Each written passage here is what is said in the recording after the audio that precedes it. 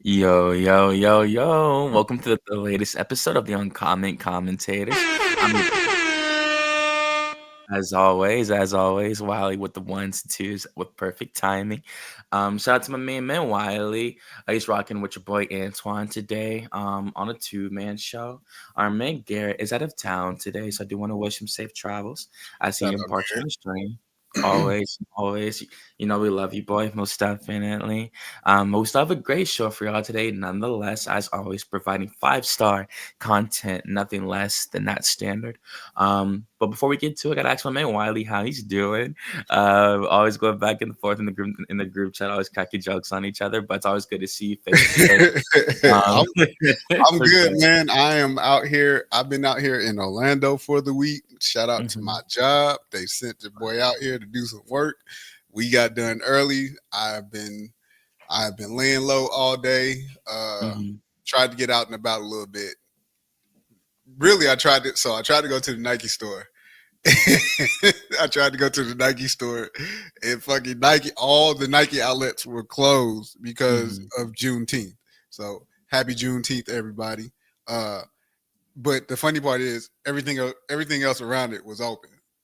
So I was just like, well, but I went.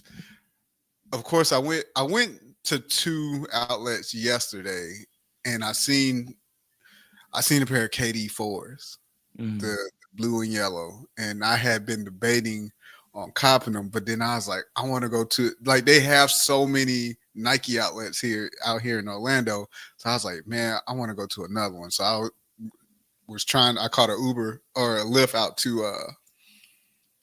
to Kissimmee, and man, get out there, that bitch was closed. Oh, but then I was like, fuck it, I'm gonna check the one. It's like a half, not even a half a mile from my hotel. So I walked down there. That bitch, I was like, oh yeah, Nike.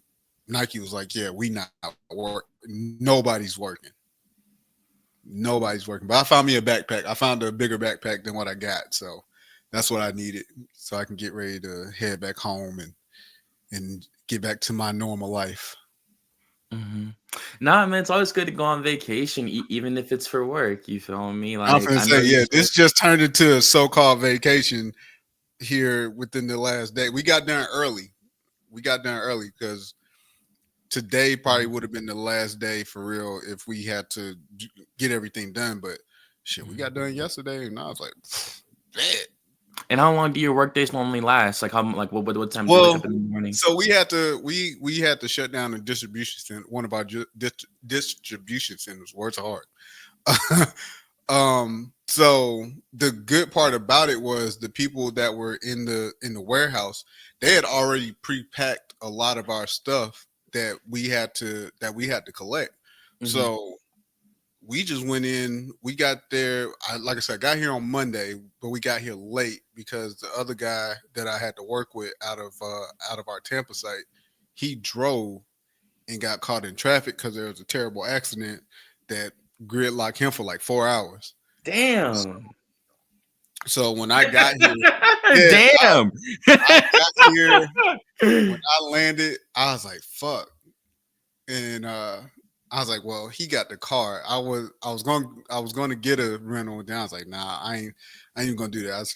Caught me a lift, got to the hotel, and then but yeah, I was like, "Fuck, man."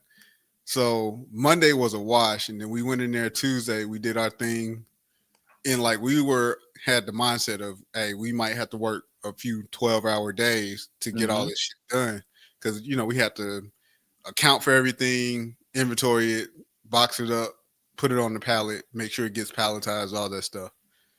And like I said, we get there and they already had shit on the pallet for us. I was like, bet man, we about to knock the rest of this shit out and go to and have ourselves a time. mhm. I ain't do nothing today. I've been in the room all day. Well, hey, I'm at least glad you got to relax. I already know with the pallets and the crates and stuff. I know that's the strenuous things you have to do to get jobs like that done, all the effort you have to exert. So I'm glad you at least get to relax tonight, man. Talk about some hoops with your boy. And just in time to wrap this up, we're gonna catch some NBA finals after this. So Can't wait, man. It's a big night in basketball right now. It's the game six, the NBA finals, of course. We got to start out with the news that made headlines yesterday. Most definitely, as we all know, Jeannie Buss sold majority stake, as I think it was like 66% of the Los Angeles Lakers to Los Angeles Dodgers owner Mark Walters. He bought the team for $10 billion. For those who can't really comprehend how much That's money that really that's is, a whole lot of money though. like for real, and like That is people so have to much money. understand, like $1 billion is literally 999 million. So plus another million. So you have 10 of those 999 million. 10 Like billion. 10 fucking obviously, billy, bro. obviously, like we always say, you've been watching basketball longer than me and Garrett Wiley. But in saying that, you got to see Jerry Buss when he was alive, of course, when he first took over the team. How do you feel about the Lakers' history leading up until this point? Obviously, they're under new ownership now for the first Mhm. time since 1979. That's pretty Right. remarkable. I'm not gonna lie. So, many Do people were you know skeptical. Hmm? do you know how much the Lakers were sold for when the Bus fam when Jerry Buss bought this team? Jerry bought it for like 67.5. It wasn't even 100 million. Yep. $67.5 million fucking dollars. And they just sold the majority. Not they didn't even sell, they sold the majority for 10 billion. That's wow. That's wow. And this I and just like the title, this shit feels like, and shout out to my girl Jazz, because she said it and I was like, ooh, this is exactly what it feels. It feels like they just sold Big Mama's house. Gee, yes, bro.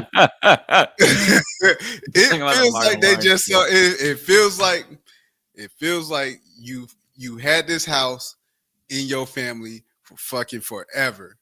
Mhm. Your the patriarch passes in Jerry Buss, leaves it to his kids. Kids held it up fine. Kids held it up. I was even gonna say, not even to cut you off. Jeannie took over the team in 2017 after a legal Mhm. dispute. It was like a legal battle. She had to go to Yeah. war with all of her siblings, and she won. So, Wow.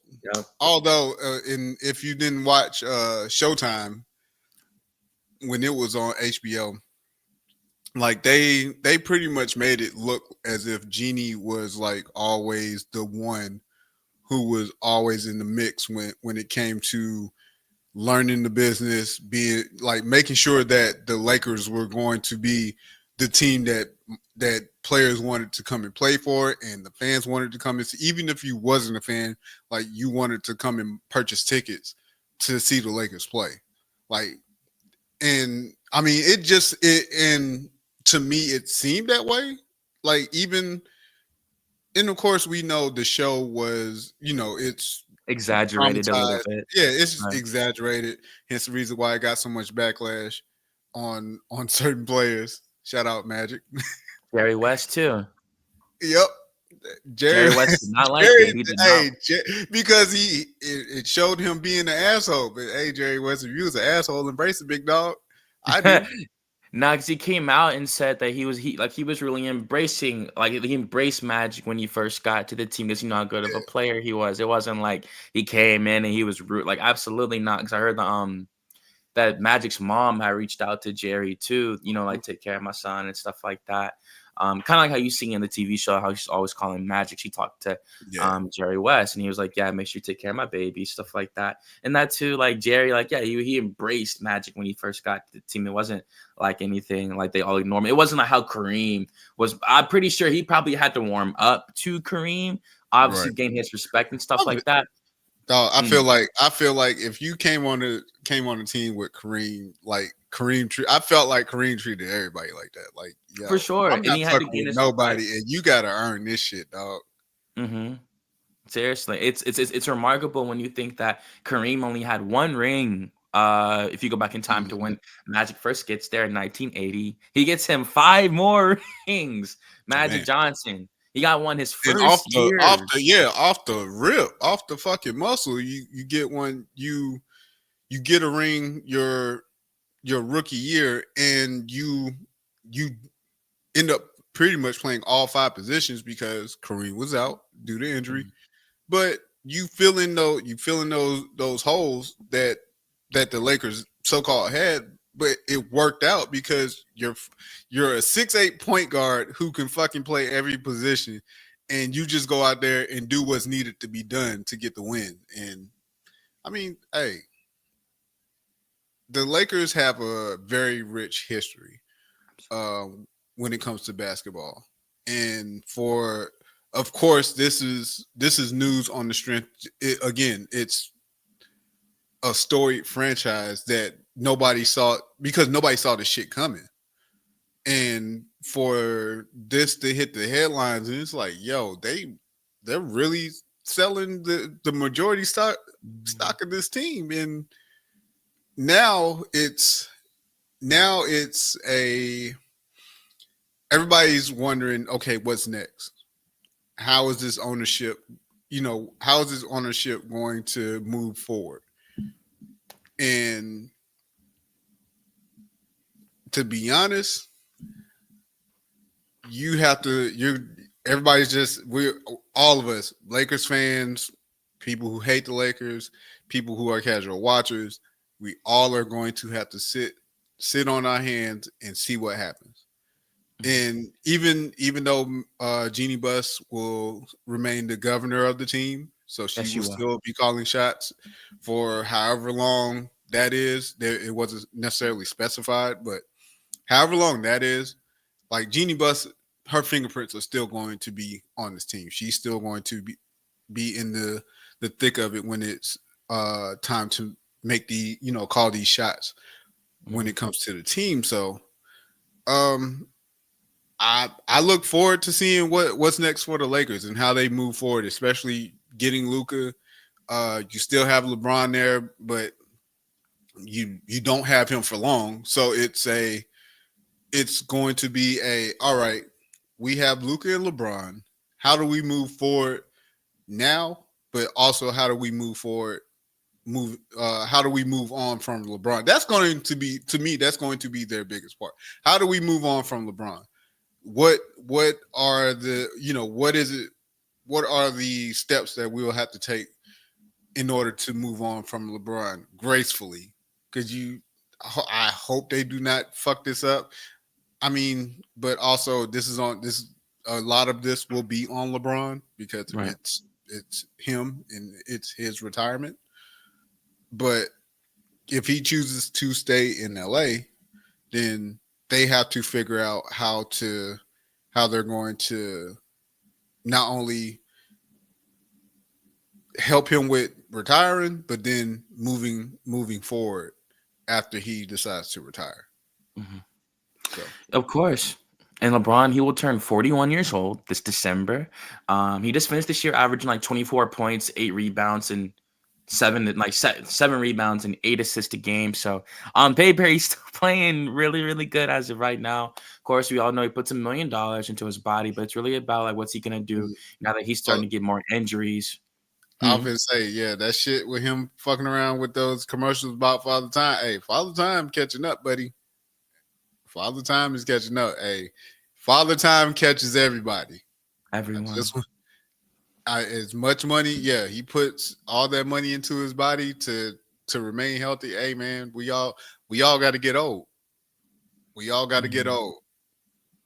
And I can only imagine how surreal it must be for LeBron. Like just decade upon decade upon just year upon year, you're just dominating the NBA in your mid 20s and your early 30s. And during Mhm. that time, you see these other stars start to show themselves. You're getting older, they're staying young, and now you're playing guys like Anthony And Edwards, and then now and like then not and he's not old in age. He's just old from an NBA standpoint because he has so mhm. much mileage on his body. And like in the fact that I mean, obviously we can't deny we have seen a dip. He doesn't really go. He doesn't drive to the hole and power it down like how he used to. A lot of people are stopping him from finishing at the rim that they would have not been able to like 5, 6 years Yeah. ago. Like they would have got Shit, murdered. dude. LeBron has, and I know we've kind of turned the corner a little bit, but LeBron has given us, uh, he's given us so much in the time that he's been in the league, and I think this will be one of the few one-offs when it comes to players playing this long. Because of course, me growing up, I'm like, shit, most motherfuckers retire by year 12, 13 at the most. And then but you have a few who made it to 20, but it was rare. But of course, with science and technology, as it advances, it has helped these players be able to gain this longevity in the game that they play, regardless of the sport. But to be honest, I do not think we see another player play over 20 years for a while. Oh yeah. Oh yeah, I agree. Just really based on like people's will, like they're like he has a different willpower, different determination, different love for the game of basketball that has Mm. been conveyed in the high level that he has played for years. Not only is he good on the floor, he's also like super intelligent, and y'all can see that. And I heard what you said. We're kind of turning the corner. It's still with the Lakers, of course, because how are they going to really handle his exit like that? He just picked up his player option. It was like 52 million for the player option. Jesus. He'll only make more heading into another year if he Of course. if he does want to renegotiate a contract. They just bought the team for 10 billion, so they have a lot of money to go around now. Like it really is going to catapult them, and it's really going to make like the Lakers for a long time. Like that standard But they have to face with the young superstar who everybody knows. He's already losing weight. You can see he's getting better. Back yeah, squatting. I haven't seen the latest and greatest. I think I saw a picture of him shit probably about a month or so ago, and I'm like, yeah, you can tell he's in the gym a little bit. And he's starting to drop weight. And like it's the rate that Doncic has lost weight. He's front like there's some videos of him squatting like 720 pounds and stuff like that. And that's the thing too. That trade not only lit a fire under Luca, it showed him he is indeed expendable. Any ego he had, it was crushed with that trade, showing that he can indeed be traded. And I think like I put out an article a few days ago. I think we're gonna see Luca unlock his full potential in Los Angeles, like just playing alongside LeBron these last few years. The fact it's gonna go down in history that they really played with each other is like super cool to me. I feel like people don't talk about that enough. The fact that Luca before LeBron left, Luca got to play with LeBron I That's never ever thought they that would play with each that other. that is crazy. That's something you did not. I look put it like this. Nobody had that shit on their bingo card. Mm-mm. Nobody had that And shit on their bingo card. And like when we go into the future and when we able to look back at the rosters and you can see Luca and LeBron, like it's of course LeBron's still the all-time great, but every single team he's gone to, it's been different systems, different hierarchies. This is his first time, you could say definitely he's with a player that has like literally equal stake in the team next to Luca. So of course, I know we're about to move on in a little bit, but to end the conversation with the Lakers, any moving points in the future, we do know that they have a lot of money now, a lot with 10 billion. It gives them the cap space to really try to go out get whoever they want. It's literally like it's kind of like the beginning of a movie. They're gonna like build the dream team that they want. It's gonna be like a bunch of specified players they're going to get out and try to scoop up, whether in free agency or through trades. They're gonna try to really, I don't want to say recreate the Showtime Lakers, but really just fortify, have this new generation of Lakers team definitely live up to its full potential with having Luka Doncic as the main starter, Austin Reeves as his co-star, and all they need now is really just some good pieces. They don't have no draft picks like that, so it's all win now for the Lakers. And with this new deal, it's giving them the ammo to do so. They know what they know the standard for them. LeBron brought a championship to the Lakers in 2020, so they definitely want to do the same with Luka. And by selling the team, my last reaction to it, um, I was surprised. She pulled that trigger. Like what you said. It has been with the family for years, so I can imagine how the Bus siblings felt seeing Jeannie just give away the team that her father built up like that. But it was really hard for the Lakers ownership to try to fight off all of these um people that were trying to buy the team and that could take it in a better direction. Yeah, And because during like Genie's tenure on the team, the Lakers won like 339 and 296 over like from 2017 to the yeah, end of this season. yeah. So they won a championship during that time. She did a pretty good job.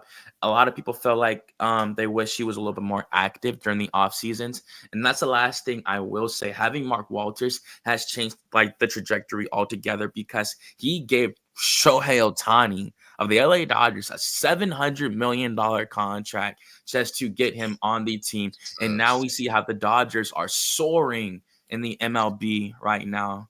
Hey, shout out to Shohei Ohtani for deferring that contract.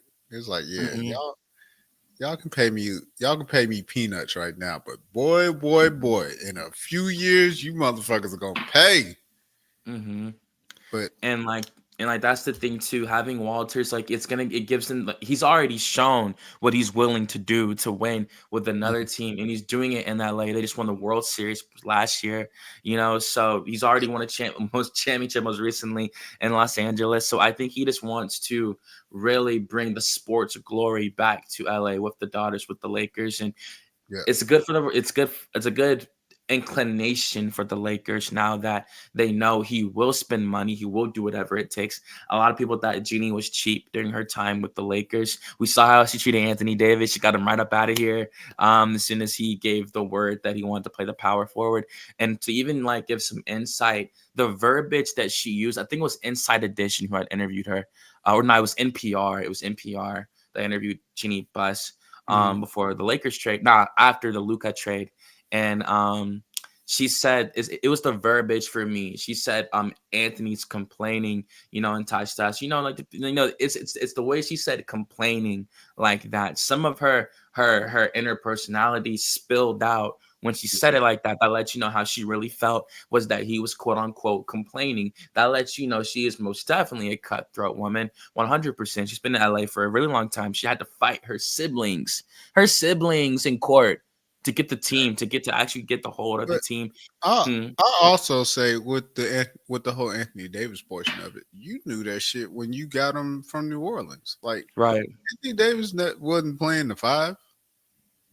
I mean, to a degree, like he would play the five every blue moon, but they had DeMarcus Cousins who played the Mhm. five, so it allowed Anthony Davis to play the four. That's where he's comfortable at.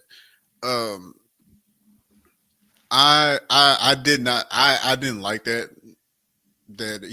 she said, she was like, oh, he's complaining about playing Complaining. the five, but also I see the other side of it because I'm like, Anthony Davis, you make millions of dollars, big dog, and you're so called pretty much the biggest player on the team. Guess what? You're playing the five. You're playing the five, but also his game. He started out as a guard, and his Yeah. growth spurt has pushed him to the position that he's at. Mhm. So I get it. I get it from his standpoint, but like I said, I'll also get it from the organization standpoint because hey, this is where we need you at, and if you're not trying to work with us and be play this position for us that we need you at, then yeah, either one we'll try and make adjustments to where we can get you to be comfortable, or we'll just get rid of you. And that's exactly what the fuck they did. It's like, all right, dog. I mean, it's been real. We appreciate you helping us get in the championship, but we'll holler at you. Got him out just like that. And I get it. She's been in LA for a long time. She knows what it takes to survive in a landscape like that for as long as she has. And she just sold the team for 10 billion. So my final reaction to it, I see why she did it. She kind of walked away. She's walking to the bank with a big smile on her face, still being the governor of the Lakers. She yeah, she's not majority owner of it anymore. She might not have even had that much interest in doing all the head govern like all that head stuff anyway. I think she wanted just a comfortable position in the franchise so she could still, be the Yeah, face of the franchise, still make good decisions. I can Um see that. I and can and, and and she didn't want that much responsibility anymore either. So now it's a big weight off her shoulders, and she still has a job, and they just made $10 billion. So she's doing good, man. I'm pretty sure Jerry had a big smile on his face up in heaven I don't know, man. when I they don't signed know. that I deal. don't know if I'm Jerry Buss. I don't know how to feel. I don't know how to feel about this Hmm. Like if one. he was here, I don't think she would have If he sold was it. here, it'd be totally different. We know it'd He be was. She totally. wouldn't have sold the team if he was here. Oh no, I don't think she would have. Even if he was 90 years old, like in the chair, and she wouldn't like. I still think just him being here, she would have respected his vision and what he built so much that she wanted to sold the but team. But like I said, though, I think she wanted just a lesser responsibility as she gets yeah, older. yeah, yeah, yeah. This season was a lot with the Luca stuff, and she sees what's about to happen in the future. And I think the offer was just too good to turn down because I of was what it gonna could say do yeah, for the franchise. 10 billion. Yeah, you can have this motherfucker, dog. You can have this shit. You want the keys to the door, right? Like, first of all, where do I sign? Where's the check? And do you want you need me to how fast do I need to move? As a matter of fact, I'll just leave. You can throw all this shit away. Right. I'm gonna grab me I'm gonna grab me a couple of things and I'll be out your hair. Hmm. 10, And that's the thing, 10 man. Like billion, dog. 10 10 fucking billion. billion. Whew, man. Jeannie Like Butts. Hey boo.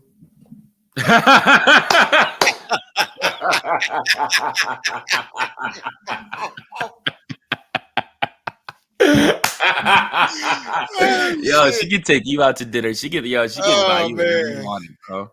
Like you mess with a Oh woman like that, man, she could buy you whew, literally whatever you want. She could buy Jesus. another team with For real. $10 Oh no, man. billion, Shit. yo.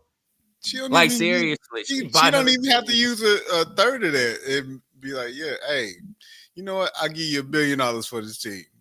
And it will And that probably work. It will and probably that's it. Like seriously, like for like the Hornets, she could buy the Hornets, she could buy the Jazz, oh, she could buy the Wizards. Like I mean, she could buy these teams, yo. I think Uh for real. But of course, gotta move on to the second topic. Shout out to the Bus family. Um yes. Shout out to that's a y'all, long man. time, man. 1979 to 2025 is a very, very, very long time, like from through the 80s, 90s, the early 2000s. And it's just like that's a lot, man. That she saw so many players walk through those doors. Um, and now she's just, she's still the governor. Like ESPN's Ramona Shelburne said, she's still going to be in charge for the foreseeable future.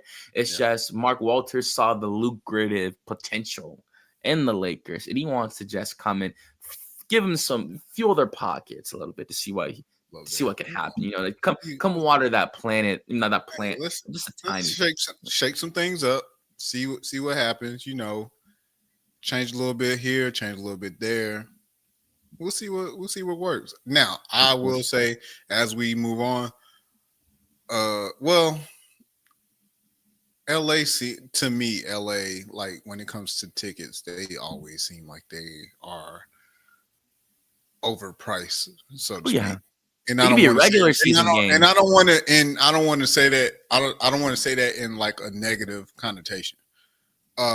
It's just the fact that it's Cali, like it's the fucking Lakers, so I'm interested to see like when it comes to the price point of seats, especially those regular, your normal seats. I'm not talking about floor seats or nothing like that. I'm talking about your average seats, like because when things like this happen, everything changes.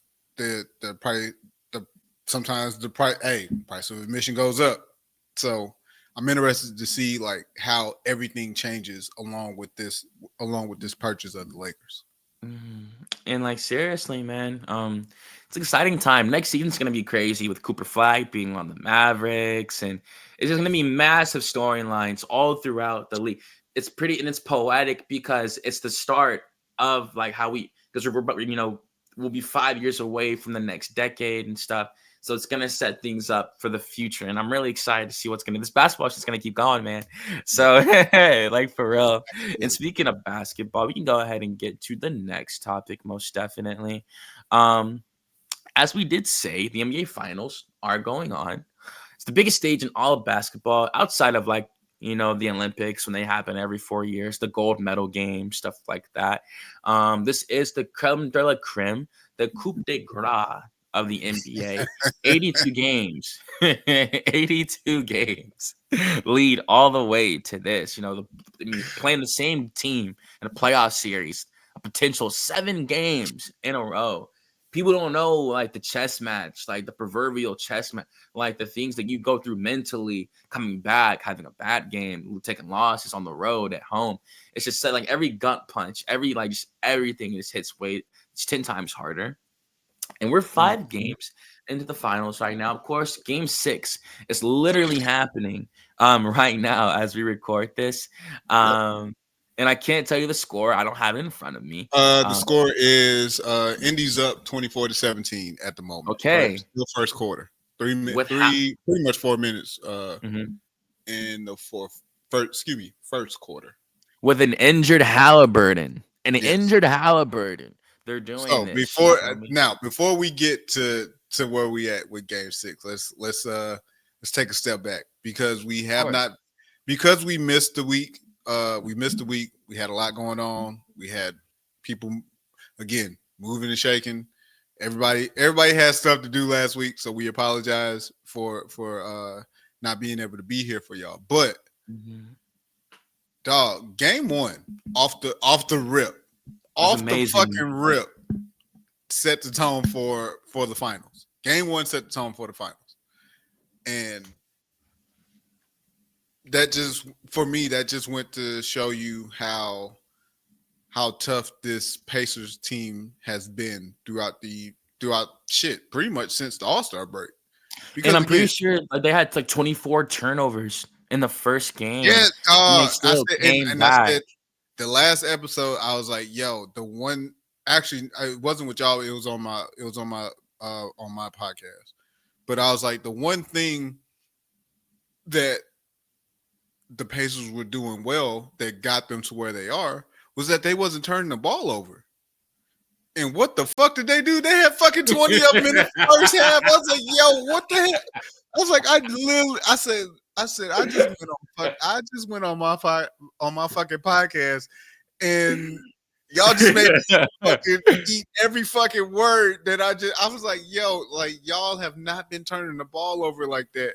And then y'all give the ball away 20 fucking times. Ah, but then again, the Pacers being the Pacers and the Pacers, the way that they have played again since the All-Star break, these motherfuckers fought tooth and nail.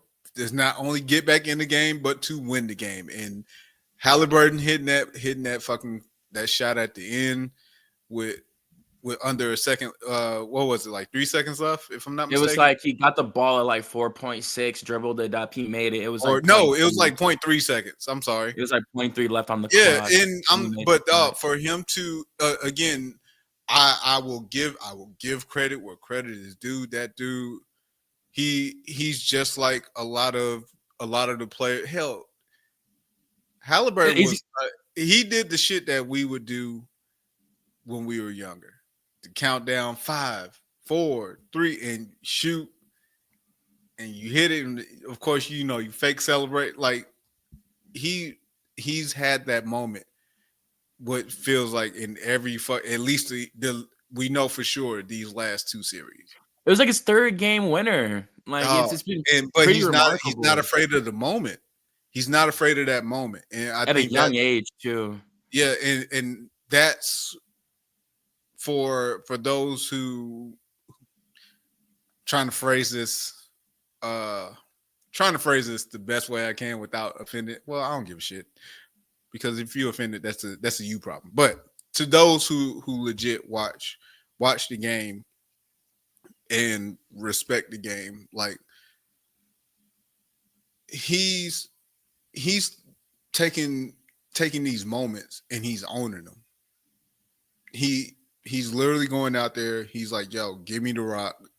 I'm and of course they of course the team trusts him, but it's like, "Yo, we're gonna give you we're gonna get you the rock. We're gonna try and set you up the best way we can." But in these instances, it's, "Yo, give me the rock and get the fuck out the way" type shit. And he's nailed it every time his number's been called.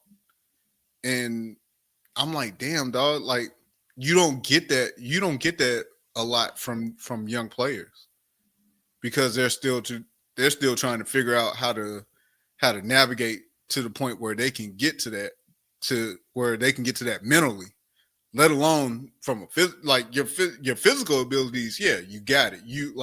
You're confident in your physical abilities, but when it comes to the mental aspect of it, it's like, yo, do I really want this moment? Like everybody says they want this moment, but do you Right. really want this moment? Are you really prepared for this moment like you say you are? But the only way to find out is to get the fucking rock and and attempt to have your moment. And Halliburton's done it every time. He Mhm. at least when it was time to count, when it's been time for for it to count, he's done it time and time again. So I salute him. I definitely salute him for that because you don't see a lot of young players that are made, quote unquote, made for that moment. And like, yeah, see, the thing is, like, man, I don't think it's bold to say like this is an all-time great run he's having individually for a Mhm. player that like they showed it in the Cleveland series when they decimated the number one seed, beat them 4-1, got him up out of here Oh, like it wasn't a I'm still gonna celebrate that between with you and Garrett. I told y'all. I said Cleveland, y'all, and y'all were like, word, yes, Cleveland. I was like, Cleveland got to prove it to me.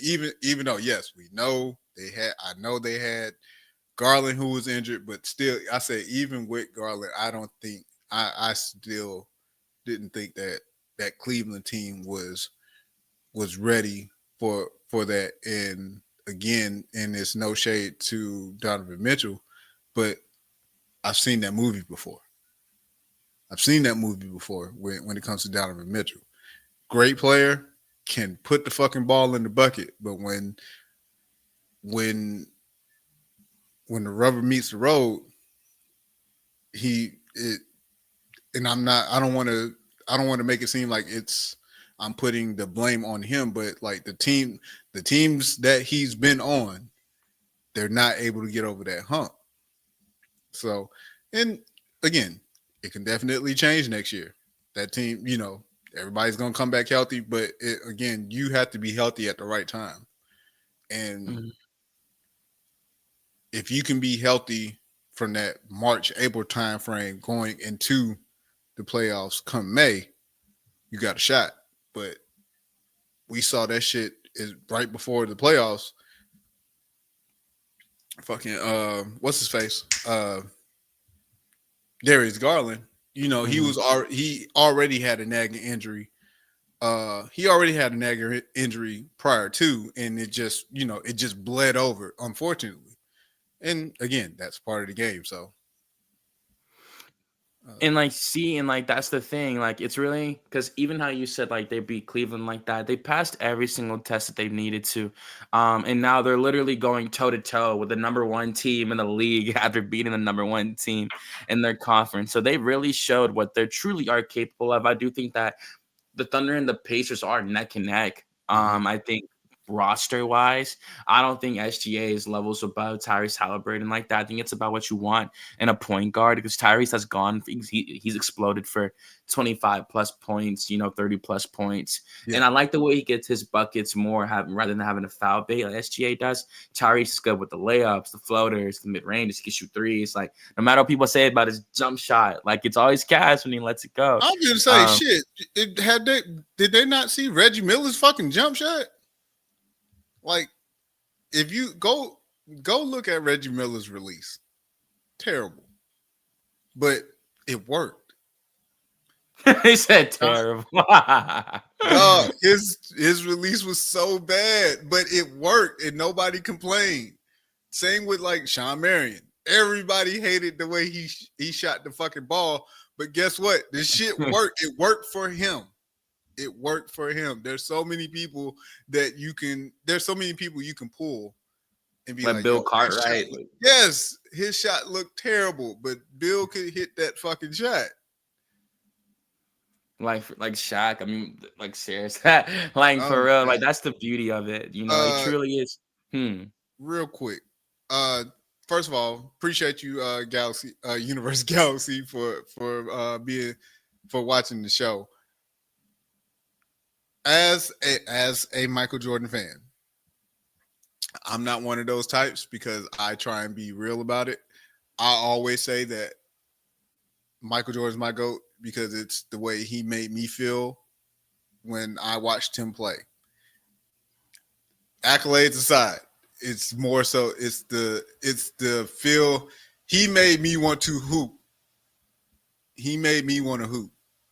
Hey, like Mike, Gatorade with the fucking like Mike. Hey, that's part of, like, it's so much that went into it when it comes to Michael Jordan. But also, you can do this with a lot of other players. But it's no holes in Michael's resume, though. Like, it's like literally no holes. But what people say. Because he has a defensive player of the year as a guard. Like, yo. And so I may have an idea where some of this could go, because a lot of people will say, and I'm sorry to derail this, but I wanted to address it. Well, because he did take the time to comment, so we appreciate it. But a lot of people will point out, he failed. He was, he got put out the playoffs numerous times before making it to the finals. That's part of the game, guys. But also, it's like you also have to take into consideration the teams that you played, the people. Like, people mention the Celtics. That Celtics team was so fucking tough. So fucking tough. Ask the Pistons. Ask the Lakers about that Celtics team. The Larry Bird Celtics team. And the Pistons. Right. Back champ. I mean, that's what I'm saying. But again, you can do this with so many players, that especially the fans of players, because fans is short for fanatics. And you have people that will go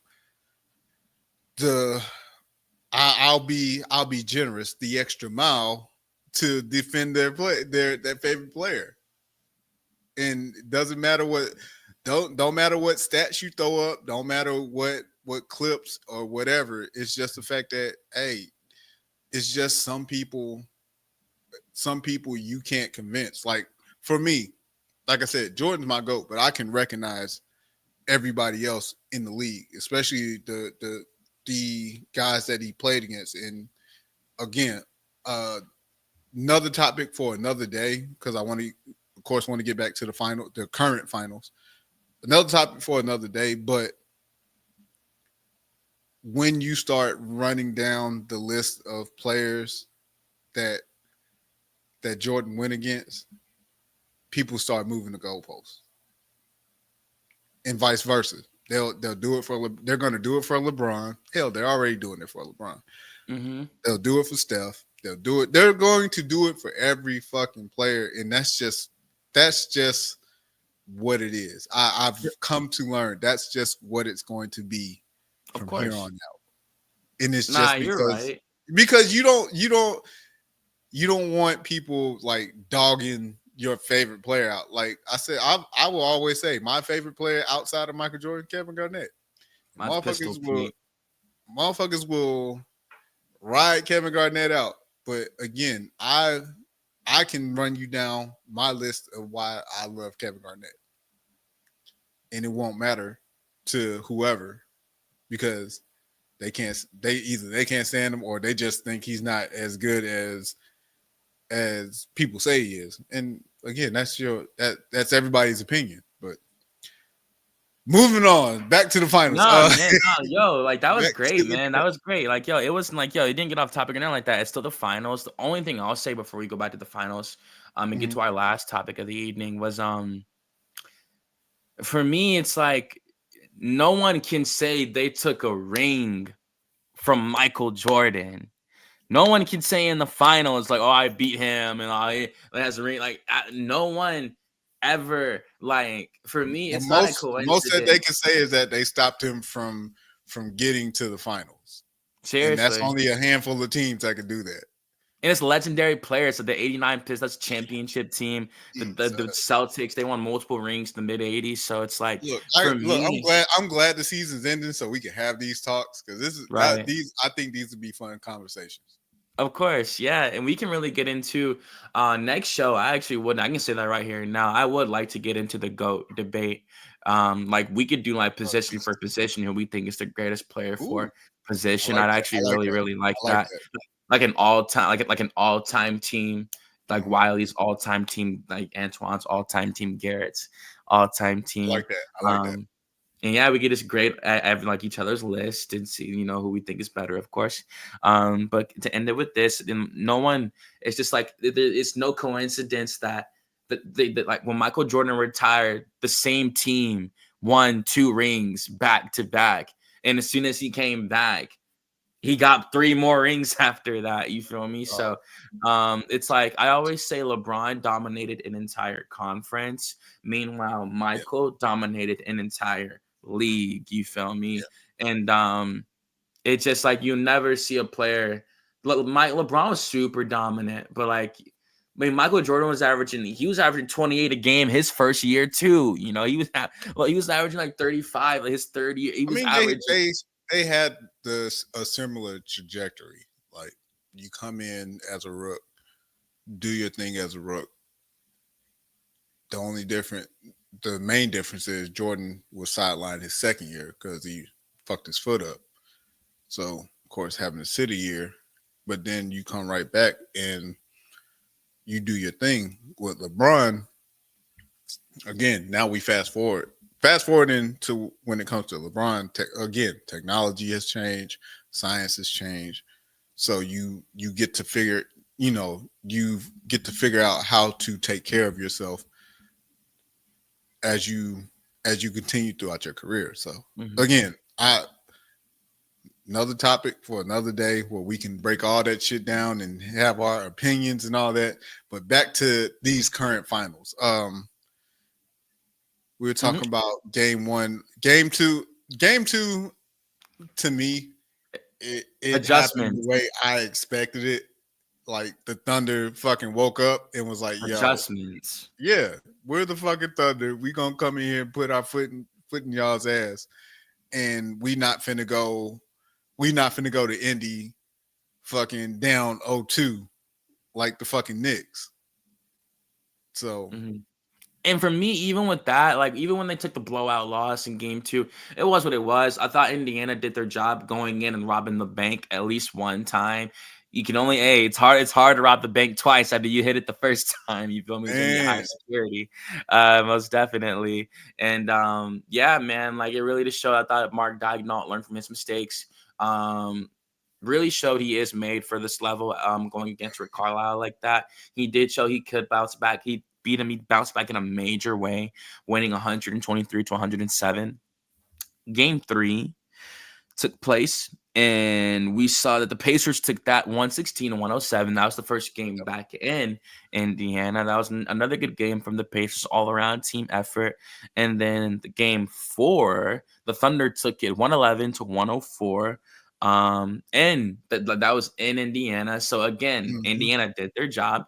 They took one away and they defended one at Well, home. actually, you could say OKC did their job by taking one in Indiana, Yes, you and can. with that, like again, this finals has been a chess match. All of this shit has been a chess match because of the. Y'all laughed at me when I called you and you and fucking Garrett laughed at me when I called uh, when I called Indiana OKC the Dollar General Dollar Oklahoma, General, right? yeah. And again, because they're these teams are lightweight built the same. It's just at this point it's who can out effort who and how. And then like I said, the coaching edge goes to the Pacers because you have Rick Carlisle. And we know Rick Carlisle can coach. And it's just more so, okay, y'all make this move. All right, we can counter that. We make a move. Okay, y'all counter that. So, and that's what it's been. It's been a back and forth, back and forth. So now, like you said, we get to game 5, and OKC does what they did exactly what they were supposed to do. Win at Yep. home. Now, game 5, OKC got up. They got up a good bit, and the Pacers did what they do. They fight back. And as a if I'm a Thunder fan, I for all of these games, my butt cheeks have would be so fucking tight because of the fact that we've seen it happen in game with we've seen this throughout the entire playoffs when it comes to the Pacers. These motherfuckers can be down fucking 30 and will fight tooth and nail to get back in the game and possibly win it. And so when you start having a team start figuring shit out and then they cut it to single digits, that's when the lemon booty happens and everybody's like, ah. Players, fans, coaches. And but the good part was that OKC figured it out. Like they took, of course they took their timeouts when they needed to take them, stop that run, get everybody back focused, and you saw OKC was able to do what they were supposed to do to get that win in game 5. And now here we are in game 6. And with Jalen Williams at the line, I'm trying to give it okay. Pacers are up by 2, well, up by 1 now. Pacers are up by 1 with 8:52 left in the second quarter. It's another And close game, man. yeah, and close games to me will always favor the Pacers.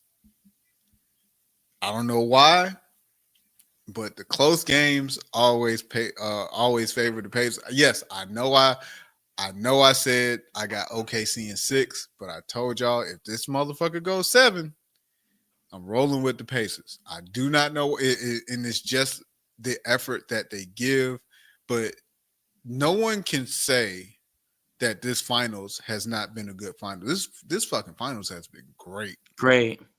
This shit has been Cinematic. this shit has been fucking phenomenal. And for it to be two teams that are small market teams, like, hey, give me more. Like, if we gonna have small market teams in the finals, give me more of this shit, They play please. harder. It's just a different attitude out in those areas, in those And I, regions, and and I don't even want. I don't necessarily want to say that, but it's just the fact that we've been so used to a big name or a big market team being in the finals. And I'm like, dog, these motherfuckers are in the NBA. They made it to the NBA for a reason. So, like, let's enjoy the product that we're given. Now, I have my complaints about the product from time right? to time, but overall, I mean, it's basketball. It's a game that I've loved as a fucking tiny mite, and it's a game that I'm always going to love. So to have, like I said, to have these two teams like this, two small market teams in here, and they are going back and forth the way they are. Like, give me more of this shit, dog. Give me more of it. I agree, man. And like it's really been good for the sport compared to last year's finals where the Celtics really ran over the Mavericks 4-1. Like that, it really is refreshing to have two teams like and two young point guards, two all-star point guards like this who Mm-hmm. hopefully can develop a rivalry off this, go back and forth for years. They're definitely them themselves are gonna remember this forever, just facing off against each other like that. And I do think in Tyrese has gained SGA's respect a lot. He's gained the whole world's respect. I put this tweet out. Um, it was before he had the game winner. Actually, it's pretty funny. I said heading into next season, regardless of what happens in this series, Tyrese Halliburton going into 2026 is going to be looked at totally Oh, differently going into next absolutely. season. Totally Although, different. although we kind of should have saw this when he was in Sacramento. It's just the Mm-hmm. fact that it's Sacramento. So there's that. And also, what's my guy? Keegan Murray. He Keegan was Murray. actually he was actually the name that was talked about the most before Sabonis came along. So, and then, and that's not to say that nobody talked about Halliburton, because when that trade happened, it's like, yo, these motherfuckers just gave up Halliburton. And for me, I was like, yo, I'm not familiar with Halliburton, so I'm gonna have to see what the fuss is about. And over time, over time, he showed me what the fuck the fuss is about. Like, dog, He's proven he, himself time and yeah, time again at this point. he's a motherfucking dog when it comes to this game, and he continues to show it. And I it's just it's something that a lot of people, especially main media in general, I have a bone to pick with them on tons of shit. But main media, you motherfuckers are the ones who are able to push said narratives. Shout out to our guys over at Pushing Narratives. But but you guys are the ones who are able to push narratives when it comes to players. You are able to shine the light on these players, and y'all are refusing to do so because you guys have been stuck in your ways for so long, because you're literally hanging on the coattail of 3 to 4 players who are possibly pretty much in their retirement Retirement. stages. Like, we're not saying that they're going to retire just yet, but they're in the retirement zone. We're in the retirement zone for these players. They, again, let's usher them out and usher in the newer product, Mhm. because the newer product is here to stay, whether you like it or not. And they're putting on good basketball, and this finals is showing that having two teams they're going to be around for a real long time at the top of the West and at the top of the East. And of course, like I said, we have a close game going on right now. Mhm. Before we end this topic, I did want to say I picked the Pacers to win in 7 when we did that preview show that night. And it's been a great series thus far. Definitely one of the best finals I've seen in the last 10 years, you could definitely say. I didn't like the 17-18 with the Warriors with Kevin Durant. The 2019 was great because the Toronto Raptors surprised everyone back then. I was kind of hate watching when the Warriors won that one, and now it's just more Mhm. so so-called Cleveland fans, but that's neither here nor there. Yeah, nah, I didn't watch that series, I, like, because I everyone knew what was watched about to happen, like, and Kyrie got I I think Kyrie watched got it. hurt again. Yeah, I watched it, and that's all.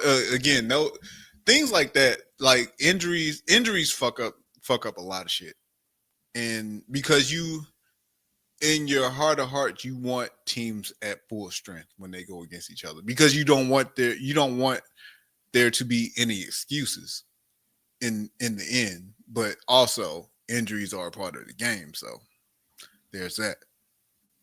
Of course, and I get it. Like we're seeing that. We saw that a lot throughout this season that just passed. And we see that also tonight with Halliburton with his leg injury, but he's still powering through at the Mhm. moment. And yeah, before we end on that topic, I do think it has been a great finals. We'll see if it's a big night, and regardless, either Oklahoma becomes the new champions or we get a game 7 in the NBA finals, the first I'm game selfish. I seven. want a game 7. I know I said OKC is 6, but I want a game 7. I am selfish. Seriously.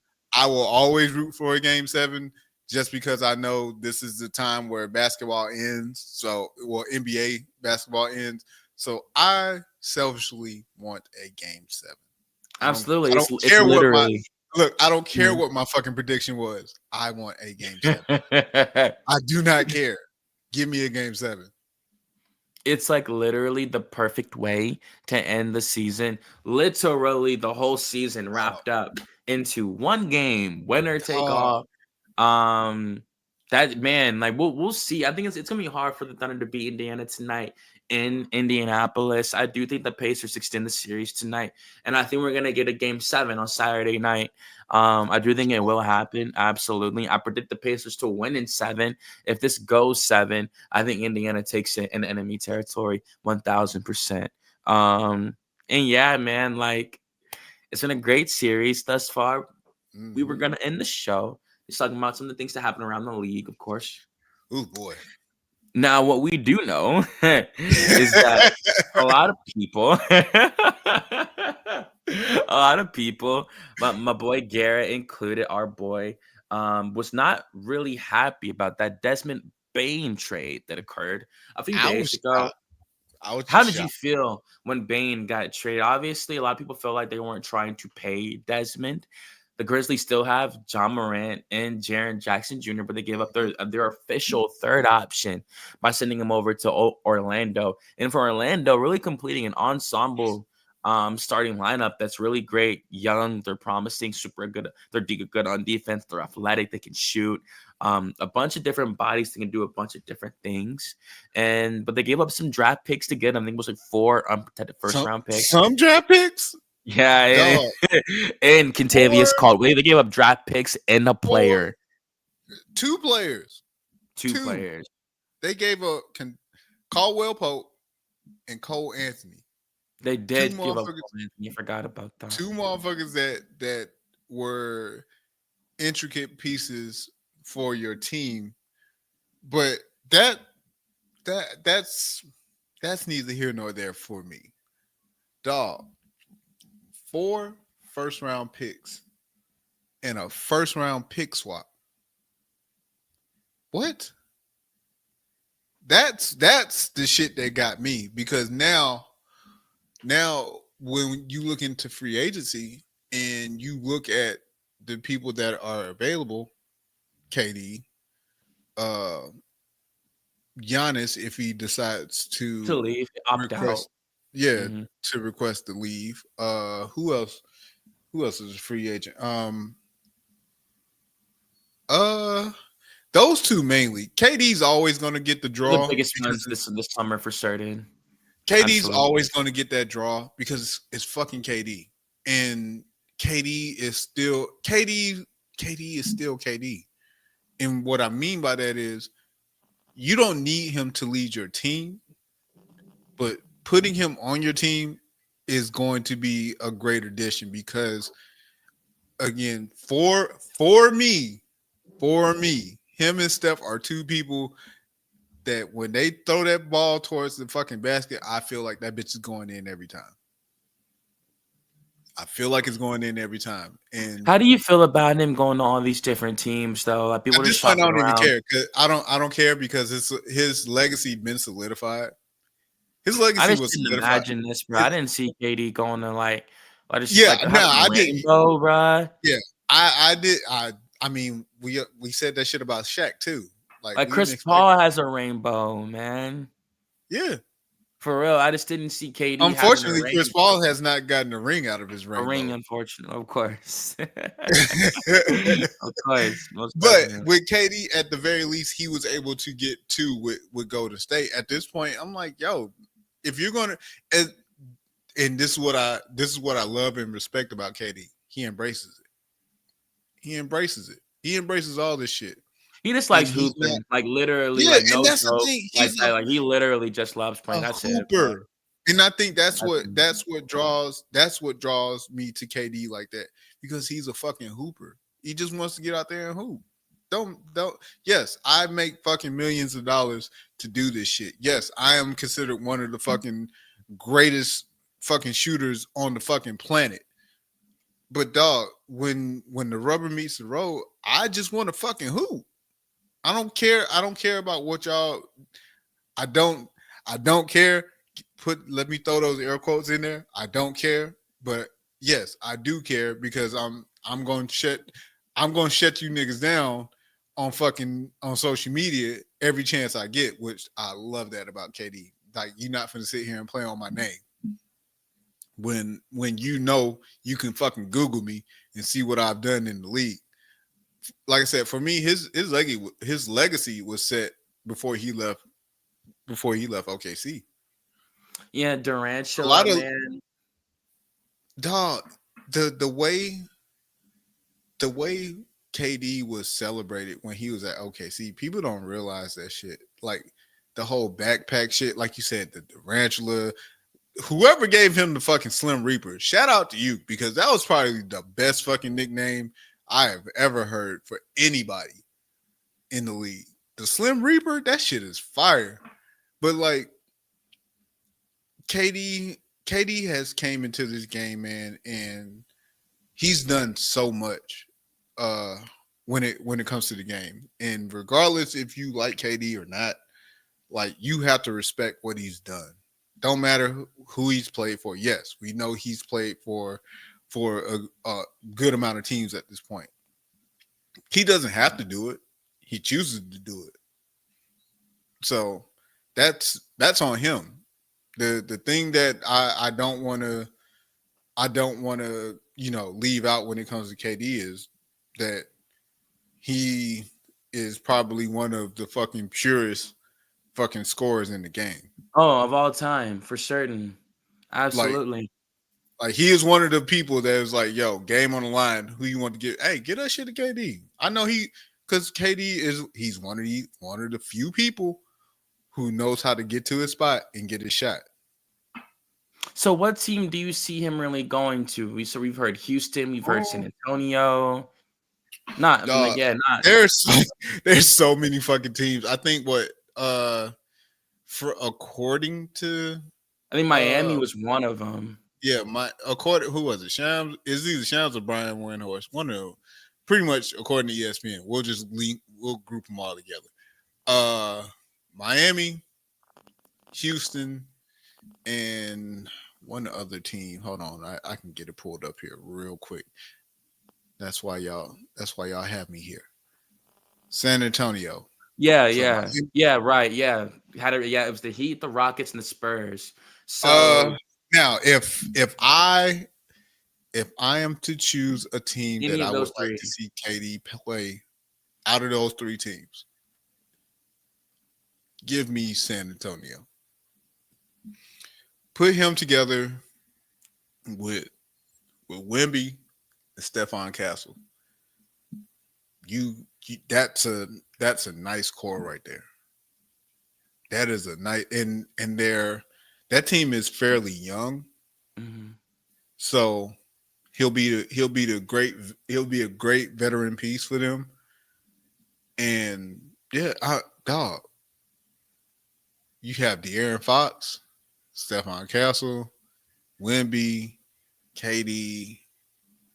Like, you have a nice squad with that. I don't know. I just think although I'm also the person who thinks you can take KD and fucking drop him anywhere on On any any team, team. and he's gonna make that team better. So that Yeah, that and that's just me. of course. Nah, of course, man. And like that's why it hurts my soul to see him on all these different teams like this. I feel like players. It's funny because the same thing happened to his former teammate Russell Westbrook. The same thing literally Same with happened to same with Westbrook. Russ. Same with Russ. I can't wait. I So funny. The to be same thing honest, happened to Westbrook, bro. The same to be thing. honest, I hope Westbrook goes back to OKC, finish it I out. think he has I the would love best to see. chance I would to. love to see KD do that. Hey, go back and finish what you started. But he might do that for. He might do that how NFL players do it and sign for a day if that's allowed. Like sign for a day to be able to retire as a Thunder. Like Mhm. that would be dope. Hopefully, Of look. course. Hopefully by then, the Seattle SuperSonics are back in town. I do think Uh, that, like, yeah, I give it till 2030 when we have two more teams. I think by 2030, we're definitely gonna expand. Adams keeps saying it over and over. He wants Seattle and Las Man, fuck Vegas, all that. If it ain't Seattle, I don't want to hear it. Seattle and has to be like, one of those teams, dog. Jesus. of course, I do think that the Supersonics do. I do they don't get revived. Not this year, not the next year, but Not I think at least by 2028, they really ever, start turning the wheels. yeah. Whenever they do it, Seattle needs to be one of them teams, dog. That's just me. Hmm. And I guess the last thing I'll ask you about the KD situation, um, do you think the Spurs give up the number 2 pick to try to get him, or do they just draft the rookie and just move on? And that's the part I For a forgot about. 36-year-old, are you giving up that number, even though he can help you win now? All of that. Fuck no. I ain't giving up though. Because I still need to build my team. Again, love KD to death, but also again, we're in that retirement. We're in that retirement zone. So Hmm. if I can figure out a package that doesn't include the number 2 pick, I'm doing that. But if It's it gonna be has to include, hard. yeah, if it It's has to really include the hard. number 2 pick, hey dog, I nice knowing you, KD, but no can do, brother. Nah, and like a lot of people feel like that is going to be Dylan Harper. It's funny as we say that. Rolling into our next mini topic, the NBA draft is upon us. One of the biggest headliners with the draft coming up, and I think it's on the 25th. Mm-hmm. So we're almost there. Um, almost 5 days away now, as we approach midnight in a few hours. So the NBA draft is next week. It's one of my favorite times of the entire season. I love the draft. I always watch the full draft. I love watching the first round. I love it when it gets to pick First 15, round. 16. I love seeing where people are gonna go. It's always my favorite thing. I love the NBA draft so much. And I love seeing the dreams come true. I do love seeing that every year. It literally never gets old. Seeing those dreams come true. Just let you know like it's real for those of you who are chasing yours. And yeah, for Ace Bailey, the consensus predicted third pick of the NBA draft, right under Cooper Flag and Ace and Dylan Harper. He has not worked out for any team. He's the only U.S. prospect to have not worked out for any team whatsoever. Now, no one has any inside information as to why. I think he's just really assessing his options right now, or he's dealing with some family matters.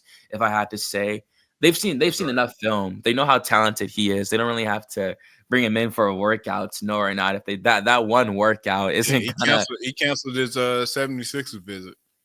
Exactly. So, and that's the team that people do think will take him, the 76ers. They do have the third pick in the draft this Mm-hmm. year. Yep. So, a lot of people do think they're going to take Ace Bailey with that. Someone that is predicted to go on and be a star. We'll see if he's a superstar. That's a stretch, but he definitely has star potential being a 6'9" shooting guard, small forward with incredible athletic ability and scoring ability. He has to improve his jump shot a little bit, but he's really athletic, has a great wingspan for his age. And when he fills into his frame, he's going to be a monster. I really do believe I that. seen that like his stock was supposedly dropping, and I was just like, Mhm. and I feel like it's I'm just a really stacked draft. It's a really hard draft. So people think VJ Edgecombe out of Baylor might go number mhm. 3. I think Yeah, he has a. I did see that. Mhm. I don't think he falls past 5. Me Nah, personally, the yeah, I was gonna Bahamian. say he's gonna be a top 5 pick. It's just more so like he was. Of course, he was talked about as being like the number 2 overall pick at in Mhm. in some cases, depending on if anybody traded up, possibly number 1. I Uh-huh. think to me that's going to be the kicker. Who trades up? Who's going to trade up to get whatever said player? More likely Ace Bailey. Do I don't think Dallas trades out of that pick, out that number one pick. No, Oh that's a lot. Cooper's a maverick. Cooper's a ma I They were saying I'm it at the yeah, lottery for real. They already know it's about to yeah. happen. Like, I mean, we saw him at the we saw him at the lottery. We knew what time it was, but I'm like, what's the offer? What I'm always interested. What's the offer that a team can present to get somebody out that number one pick, that number one overall pick? and I do think that Dylan Harper is the consensus number two. It's just a weird situation, like, because they just drafted Stephon Castle last Mhm. year. He can play the shooting guard, but I think Yep. he's more effective as a one. And Dylan Harper Yes. can also play the shooting guard, but I think he's more effective as a one, more than just being relegated to a scoring position Right. like that. Right. Right. I think Okay. they should still take him. Most definitely, they should still take him. I think just him having the versatility to score and get assists like that. It'd be a big backcourt too. Dylan Harper is like 6'6", Stephon Castle 6'7", so it'd be a really big backcourt on top of having a 7'5" Right. power forward center. So it'd be and also they do have De'Aaron Fox on the roster as well. So you Oh, have a and lot that's of the upside. fucking kicker right there. You got De'Aaron Fox. I'm like, dog. That's why I'm like, if you They might pull not him trade into the Harper. They might league, not draft Harper. yeah. If you pull in, so that means okay. Well, where does if Dylan Dylan Harper going to the Spurs to me would not. It doesn't fit. Doesn't make sense. Yeah, It's interesting. because You do. you have your guards that you need for this team. So, what will be the move for the Spurs? But then also, like you said, who number 3 pick, yeah, 76ers. Do you go and get Dylan Harper? And see, they have Tyrese Maxey, and they just drafted Jared McCain And, last and that year. and that's so that's why now this is why I would be able to see where his draft stock falls, and it's not because of him, it's just because of the teams that we have in order. But again, somebody is going to fucking trade up. I feel it. I feel it in my soul. Somebody's going to trade up in that top four to either Mhm, get Dylan, to get Ace Bailey. mhm. And I yeah, man, feel it. I feel that shit, dog. for real. And like this draft is gonna be fucking crazy because how unpredictable it's gonna be. You really can't outside of Cooper. I really once it gets goes to two, it's gonna get super interesting. It's going to be an all out draft war Like, like seriously, it's crazy for the Mavericks. because They're just you have so many great prospects. Like prospects. this is a draft where you have a lot of prospects that are really really good, and people may not know who they are unless they are fans of said college Hoop that they High went School, to. college. But this yeah, this lot at least from a lottery standpoint, oh yeah, this it's going to be a draft war. Like, yeah, It's and going I to don't be care if a it's pick draft war. 9, for real. Yeah. Like, it could be pick So 9, pick 10, like, it literally doesn't matter given, like, the depth of the draft that we do have this year, and, I like what you said about the draft where I think you're gonna see unexpected trades even to try to get, like, just players that no one's predicting, um and yeah, like for this one in particular, I was gonna say I think it's super poetic that we're having this draft this summer because I think this is the draft that's gonna give us the stars that are gonna take over in 2030 and beyond. Like Cooper Flag's what 19 right now. So when it hits 2030, like 5 years from now, he's only gonna be 24 years hey, old. no So bullshit. I just knew Cooper Flag was going to be a wizard. Not even going to hold you. oh, we're I just knew that motherfucker was going to be a wizard. like for real. I'm happy he's not going out to Utah or Washington where like he has to be the guy, yeah, but he would have rotted out there for like 3-4 years till they really build a team around him. I'm happy. It's kind of, I keep saying Cooper going to the Mavericks is kind of like if the Pistons would have drafted Uh, Carmelo back in uh, 2003, like how he's coming I in don't playing know. with. Hmm, So yeah, go ahead. let's stop right there. I don't know what the fuck the Pistons would. Joe Dumars, you got in your own head on that one. I ain't gonna hold you because it was right there. It was right there. Carmelo was right there. Although I just copped a Carmelo throwback Denver jersey. That bitch is fire. As I digress. Hey, Hmm. Carmelo was right there, dog. I just knew. I said if Carmelo had went to fucking Denver, do you know the type of team that they would have? Carmelo would have won rookie. He should have won anyways. He That's would have either won a him. ring his first year. He would have won a That's ring his either him. first year. Like Yeah, seriously, yeah. He especially would adding have won a Carmelo ring, to but that team. Hmm. I'm just saying. First off, Carmelo should have won rookie of the year.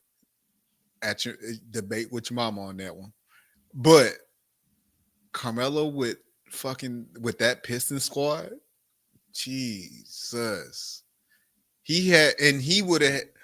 That was perfect for Carmelo because he had everybody at every position in that starting five would have been they're the perfect vets for him. They're the perfect vets.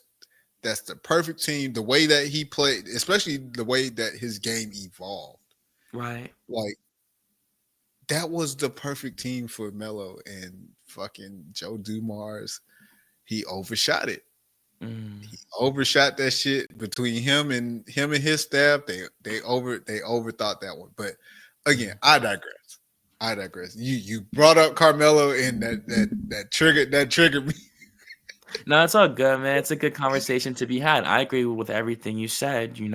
And if he would have came in, they would have established, they would have given him a different level of discipline, literally right out the gate with how they played defense back then, versus going to Denver, where he even said in the All the Smoke interview, they handed him the keys at 19, and like Yeah, that was it. Like yeah. he came out averaging 20 a game his first year, and just took They off. made it to Came the back playoffs. seriously. They made it to the playoffs. Like I mean, and even still, and that's no slight to like Kenyon Martin and all them boys over there, but like that Detroit squad was different.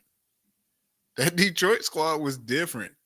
And like you said, he would have won a championship his rookie year. Because For again, real. that Detroit squad was different. Mhm. And, like, that's the thing too, um, and, like, yeah, man, it's just crazy when you really look back on it like that, and that's why I say with Cooper Flag, he's coming in and playing with 3 future Hall of Famers out the gate. He's gonna play with Kyrie Irving, Anthony Davis, playing alongside Anthony Davis in the front court is going to be so good for him. I think he'll probably be at the small forward position. We'll probably put him at the 3 because they do have Derek Lively and Yep. Anthony Davis Yep. defensively. That team is going to be I'm gonna say insane. yeah, that front the front court and that's of course I'm sure he's going to start. So let's assume that Cooper Flag starts. So you got Cooper Flag, Anthony Davis, and Derek Lively.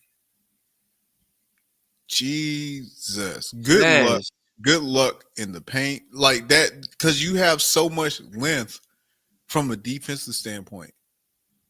Like is that hey length in the league matters, and it helps with defending the basket. So yeah, boy.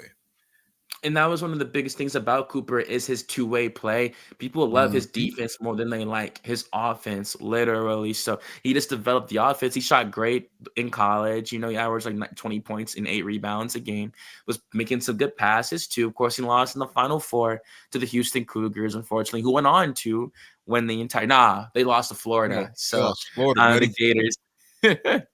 So yeah, I'm really excited for this draft. Like I said, it's super poetic how it's going to set the league up to flourish in the 2030s. It's giving us our next crop of stars, Mm, literally for the next decade. That's literally what's going on.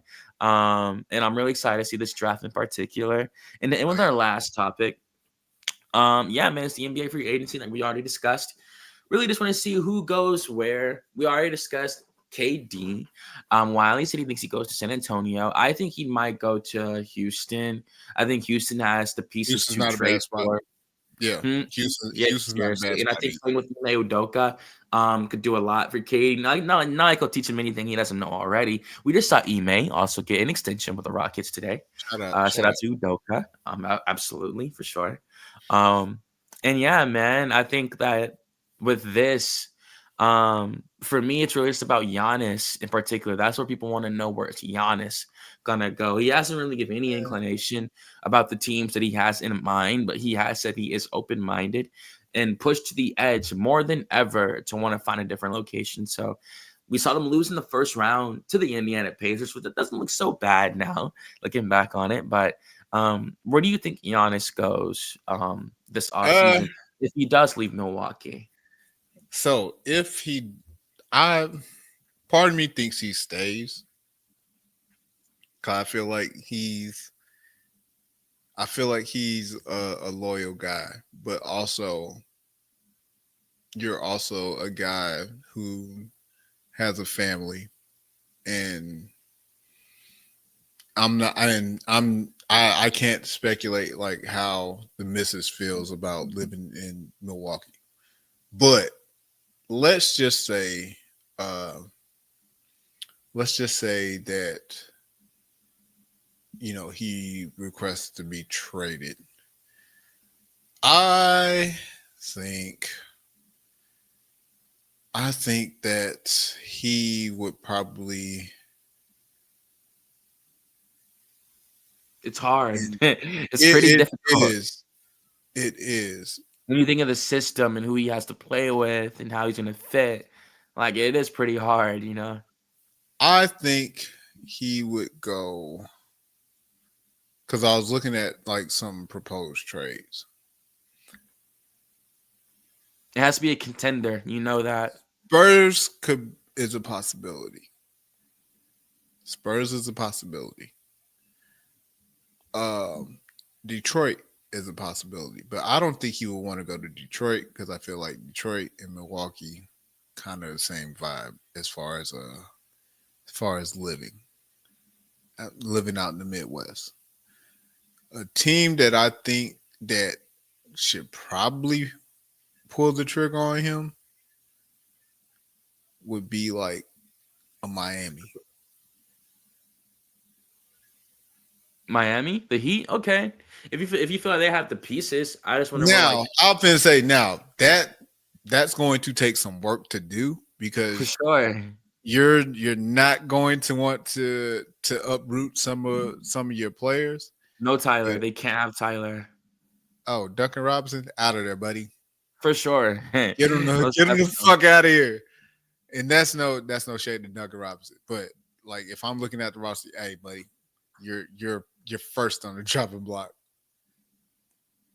But like I said, San Antonio's one because they actually have pieces that they can move, and draft picks that they can move. So again, for me, I feel like San Antonio is going to land a they might land a big fish and put a team together that's going to be scary. Hmm. I can see That's that happening, man. that's just me. Even with no pop in in the front of it, pop still in the background.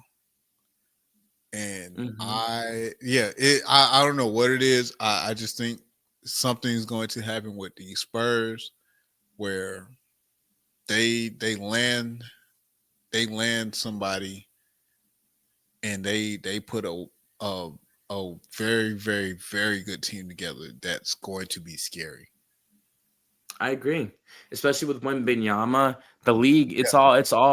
I'm really just waiting on his arrival. Once he gets the roster, I think he and his team are going to be the ones to take over the league for a long time to come. At that, people are high on Oklahoma. I'm really, really high on the Spurs. I think Wembanyama is going to be the face of the NBA. People are tired of having that conversation, but I don't think any of the prospects in the league have more potential than Victor Wembanyama as of right now. So, Man, when we look back on it, when he's 29, 30 years old, you would have seen he was averaging 24 points and 12 rebounds and 4 blocks in his first year. So he would have that's before he absolutely got lived up to the hype. and he got Mhm. injured. He didn't even finish the whole season. Season, Yeah. seriously, with the blood clot. So, Yep. yeah, man. Like, I think it's been a great season. We got a lot of prospects coming up. It was a great summer that's about to take place for all basketball. And it might end in a poetic way, man, with the Game 7 in the NBA Finals. Hopefully, the Pacers. For real. Let's go game set. Look, I'm rooting for it. Again, I don't care about being wrong. Let's go game 7. I want Yep, me and you both. and before we clock out on this episode, Mhm. the Pacers are up by 22. Really? Yeah. Damn! Get the fuck out of That here! shit No got out of fucking, hand real fast. I was like, real that's why fucking fast. so That's fucking. if anybody was watching earlier, when I looked and I gave God and my motherfucking damn. eyebrows raised up, I was like, oh Jesus. Like Yo. it happened so fast. It happened so fast. They knew they couldn't drop this, and I don't think Rick Carlisle is not gonna let them blow this lead. It's not gonna happen. Um, man, Game 7, bro, in the NBA If Finals. we get a game 7 in the NBA finals, this is gonna be great.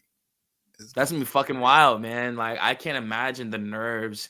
Like, and I will say this last thing before we close it out. Tyrese Halliburton, people don't understand the memories he's making for himself at such a young age right now. Like, having the first person, when you play a first person shooter and you see the yeah. hands and stuff like that, having the first person perspective of pulling up and all that white around you in that playoff atmosphere. And you, like, it's just, and you see the ball Hey, ain't go nothing. in. Hey, I dog, mean, ain't nothing like silence in the crowd. And of course, all the a lot of pros, a lot of collegiate athletes, they will tell you there's nothing like silencing a crowd in their home at being at somebody's home turf and being able to silence the crowd. Ah, such a wonderful feeling. and people don't get how hard it is. Like, the players don't care. It's a fourth wall there, this and that. But those that are new don't know how hard it is to play in an environment where that many people are Right. watching you play. Like, if you're in the 100, you won't really feel the severity. If you ever get a nosebleed ticket, a cheap one, just to watch the game and enjoy it, and you see how many people from the 200 down, the suites, the standing room, like how many people are, especially a playoff game. People don't know how many Uh, people you're really playing in front of, like, live like that. Of course, they get used to it. You high school state championships. of The course. dudes that go D1, they play in front of sold out crowds all the Yeah, time in the crowds college. get big. They get bigger and bigger as you progress in your career. But But yeah, now, like, every game, and then especially on in top the of that, NBA, yeah, and then on top of that, the millions of people watching on television. Like, on at home, yeah, seriously, like, people don't fathom, like, being on a stage. Like, people don't understand that kind of pressure, and they make it let you look so easy. There's a reason why they I get paid mean, millions hell, to do that. that's why they're professionals. For real, That's why literally, they're professionals. So because it's shout out to nothing them, to man. them. Seriously, that's more. I always say, like, that's more than just hooping at that point. Playing with your homies at the court, that's fucking hooping. When you're playing basketball in an environment like this, that's world class competition. That's what that is. Absolutely, So, absolutely. um, it was a great show, man. I'm Oh really yeah, happy we got to do this. We're about to bounce out of here, y'all, to catch the rest of these finals so we can report on them when it's time to next week. yeah. That's it from me, Wiley, unless you got anything else to say, brother. Oh man, I'm always grateful to hop on the screen from time to time. Y'all know I love playing the background. I love being the producer of this show and any other show that I'm a part of. But every now and again, hey, gotta like Kendrick, I gotta pop out and show motherfuckers. Of course, man. Just showing your versatility. You talk on the mic with the best of them and produce the best of themselves. Not many people can do that, and that's a great thing to have Yeah. on your skill set, And your also resume. shout out to our guy Garrett. Shout out to you, my guy. We know you couldn't be here, but I got you back.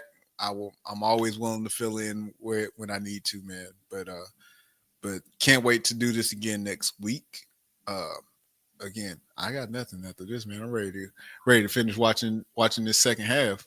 Yeah, man. We will have a new NBA champion next time we Yep. do this podcast. So can't wait to react to that, see what they're gonna do going into the off season and all those things. But let's get out of here and watch this game. Thank y'all so That's much again it. for joining us on the Uncommon Commentator Show. Have a blessed evening or day, afternoon, whenever you're catching this. And God bless y'all. Stay safe. One band, one sound. They give me my theme music.